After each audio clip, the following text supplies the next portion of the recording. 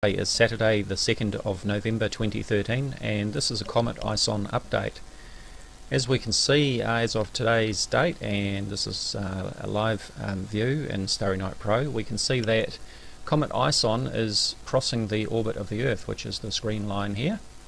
Comet ISON is the blue line, the trajectory of Comet ISON there. Now of course there's been a whole lot of crazy videos being uploaded to YouTube and being posted all over the place claiming that Comet ISON is going to hit the Earth and that we're going to go through all this debris from its tail and it's going to cause all sorts of problems, and of course all of this is nonsense. It's absolute rubbish. We're going to take a closer look at Comet ISON in this video and have a look at what's really going on. In this view we're looking at a 2D view of the inner solar system out to Mars, and we can see the trajectory of Comet ISON as it's coming in. But of course, being a 2D view, it doesn't give us the real story of what's really going on. But if we have a look in 3D and zoom in, then we will have a better idea of what's really going on with Comet ISON, where it's going in relation to the Earth, and what is and isn't likely to happen. So first of all, let's zoom in and take a closer look. And when I zoom in, we'll see the tail appearing. And there it is. We can see that tail crossing the orbit, the trajectory of the Earth, this green line here. So should that be a worry? Well, no, it shouldn't. Let me just zoom back out again. We'll take another look. This time we'll have a look in 3D. What I'm going to do is tilt this up. So now we're looking in a 3D view, and what we see when I zoom in is that the Earth doesn't actually really pass through the trajectory of Comet ISON at all. In fact, the orbit of the Earth, as we can see here, actually passes well below the trajectory of Comet ISON. Now if I zoom in again, the tail will appear, and we can see from that that the Earth's trajectory does not pass through the tail at all. Remember that the tail of a comet will always point away from the Sun. This is because of the pressure of the solar wind pushing those particles away from the Sun. So we have no chance of actually going through the tail of Comet ISON at all. Okay. Now remember that in this view it doesn't look like the distances are very great, but we're actually talking about millions of miles or millions of kilometers here, okay, between Comet ISON and the trajectory of the Earth. In fact, if we did pass through the tail, it wouldn't matter anyway. Back on the 19th of May 1910 we actually passed through the end of the tail of Halley's Comet, and back then the doomsayers and the scammers were conning people into buying comet pills and comet umbrellas and all sorts of things because people were fearful of what Comet Halley might do. The same thing as has been said now. There were claims that cyanide gas or cyanogen would snuff out all life on Earth, and of course that wasn't the case. We're still here. There were no ill effects of the Earth passing through the tail of Halley's Comet back in 1910. You can Google that yourself, have a look at it, and check it out. So this is today, 2nd of November, and of course the Comet ISON is going to be heading around the back of the Sun on the 28th of November, and then it's going to be heading out. So let's step this forward, and we can see Comet ISON. Unfortunately this is spinning around because we're looking not from a fixed location. So now Comet ISON is actually heading back out. I'm going to take this out until it's back up to the Earth's orbit. So back around about the 26th of December I think was the closest approach to the Earth, if I remember correctly. And again, let's tilt this up and we'll have another look. And we can see that Comet ISON is well above the orbit of the Earth. Now remember that the planets rotate around the Sun anti-clockwise, so we're actually going around this way. And we can see that Comet ISON in its orbit is well above the Earth there. And again, if I zoom in so we can see that tail, there we go, there's the tail, and again it's pointing away from the Sun, it's not pointing towards the Earth. As I zoom out we lose sight of that tail, but you get the idea there that there's no way that we're going to be passing through the tail of Comet ISON. Not that it would matter if we did. In fact, it would be quite good if we did, because then we might see quite a nice meteor shower, so I'm a bit disappointed that we're not actually going to go through the tail.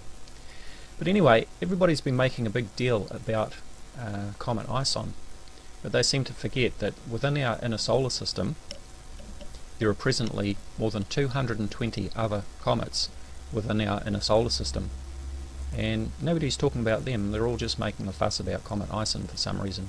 Same thing happened with Comet Elenin. They made a big deal about Comet Elenin and said that it was code for ELE-NIN, extinction level event, Nibiru impact near, and various other nonsense. There's actually another comet within our inner solar system, one of many, which is Comet Lovejoy C2013 R1, and I've been having a look at that today through the Slooh remote telescope, and I've taken some images of it, and I thought it would be interesting just to have a look at Comet Lovejoy while we're at it. As we can see, I've turned on the orbit diagram there so we can compare that to Comet ISON, and we can see that Comet Lovejoy has quite a different orbit from Comet ISON. The angles are very different. And another thing that we can see is that, and I'll just reset that today's date because that's on December 26. As of today's date, Comet Lovejoy is actually a lot closer to the Earth than Comet ISON is. So here's Comet ISON, here's Comet Lovejoy. So if I check the distances between the Earth and the comets, we can see that between, let's get it on the right one, between the Earth and Comet Lovejoy there's a distance of 0.606 AU. Now 1 AU, that's 1 astronomical unit, is the average distance between the Sun and the Earth. So that's approximately 150 million kilometres, or 93 million miles. So if you want to work out the distance in kilometres or miles for any object that's so many AU away, you need to multiply the distance in AU by either 150 million kilometres approximately, or 93 million miles to give you your distance in kilometres or miles. So there we have 0.6 AU, which is just over half the distance to the Sun, between the Earth and the Sun. Or if we go out to Comet ISON as a comparison, we can see that Comet ISON is 1.194 AU away as at today's date. So we have Comet Lovejoy is quite a bit closer to the Earth than Comet ISON is at the moment. So let's have a look at some pictures. This is a picture of Comet ISON that I took just a couple of hours ago through the Slooh robotic telescope. You can join up and become a member for $20 a month. It's quarterly. And this is through the Slooh T2 wide field telescope. This one is through the Slooh T2 high mag telescope. So there's a comparison for you. But let's have a look at Comet Lovejoy, and I'll switch between the two images that are from the same telescope so that we can get a good comparison. So this is Comet ISON through the T2 wide field, and this is Comet Lovejoy through the T2 wide field. This is Comet Lovejoy through the T2 high mag. So if I go back to Comet ISON, that's ISON through the T2 high mag, and this is Comet Lovejoy through the T2 high mag. And as you can see, they've both got this green colour, which is not unusual for comets. It's quite normal. And I just find it really interesting that people are making a big song and dance about Comet ISON, but there are plenty of other comets within our inner solar system right now. As I say, there's more than 200 of them right now within our inner solar system, and that's nothing unusual. But everybody's making a big song and dance about Comet ISON, just like they did about Comet Elenin. Here is a closer look at those images. This is Comet ISON through the T2 wide field. This is Comet ISON through the T2 high mag. Comet Lovejoy through the T2 wide field. And finally Comet Lovejoy through the T2 high mag. So there we have it. That is an update of where things are at with Comet ISON and Comet Lovejoy. We can see that Comet ISON has just crossed the orbit of the Earth, and it is actually above the orbit of the Earth, so we're not going to be passing through its tail. It won't be changing trajectory when it goes around the back of the Sun and coming off in some strange direction. All of the factors of its trajectory are calculated very carefully. You know, if we can put spacecraft into orbit and send them around distant planets and far out into space, then we certainly don't have any problems calculating the trajectory for a comet. and the fact that I can enter the coordinates in the Slooh robotic telescope and have the telescope point at this thing based on projections that were done weeks and months ago proves the fact that these trajectories are accurate and that there's nothing to worry about.